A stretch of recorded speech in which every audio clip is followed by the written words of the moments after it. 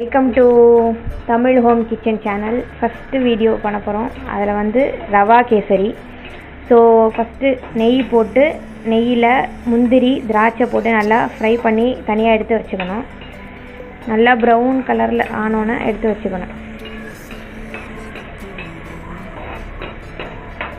Golden ப்ரௌனாக நல்லா fry ஆனோன்னு எடுத்து வச்சுக்கணும். இப்போ ஒரு கப்பு ரவா எடுத்து நல்லா அந்த நெய்யிலே அப்படியே வறுத்து வச்சுக்கணும் தனியாக.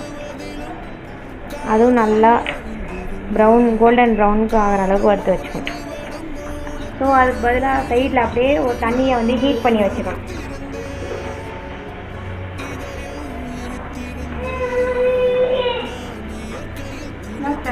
இப்போ அந்த சூடான தண்ணியை எடுத்து இந்த ரவையில் கொட்டணும்.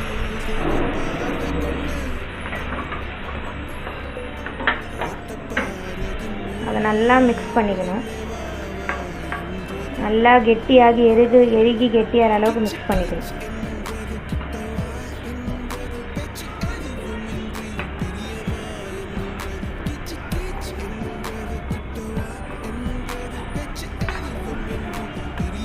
இப்போ நல்லா திக்காக இருக்கணும். இந்த திக்னஸ் வர அளவுக்கு மிக்ஸ் பண்ணிக்கணும். ரவையை நல்லா வேகிற வரைக்கும் மிக்ஸ் பண்ணிக்கணும். இந்த மாதிரி நல்லா திக் கன்சிஸ்டன்ட் ஸ்டேஜில் சர்க்கரை ஒரு கப்புக்கு 1.5 கப்பு சர்க்கரை போடணும். 1 கப்பு ரவை 1.5 கப் சர்க்கரை. அதை நல்லா மிக்ஸ் பண்ணிக்கணும். நல்லா ஒன்றோட ஒன்றா நல்லா மர்ஜ் ஆகிற அளவுக்கு மிக்ஸ் பண்ணிக்கணும். ஆமாம்.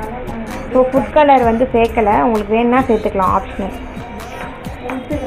ஆமாம் ஆமாம், ஹெல்த்துக்கு நல்லது இல்லைங்கிறதுனால சேர்க்கல. ஸோ நேச்சுரலாக இதுதான் கேசரி. ஃபுட் கலர் நீங்கள் வேணும்னா சேர்த்துக்கலாம், பட் சேர்க்காமல் சாப்பிட்டா இன்னும் நல்லாயிருக்கும். செஞ்சுருக்கோம். பிக்னஸ்க்கு போடுறோம். உங்களுக்கு தேவையில்லைன்னா ஸ்கிப் பண்ணிடுங்க. இப்போ மறுபடியும் மேலால் 2 ஸ்பூன் நெய் சேர்த்துக்கோங்க.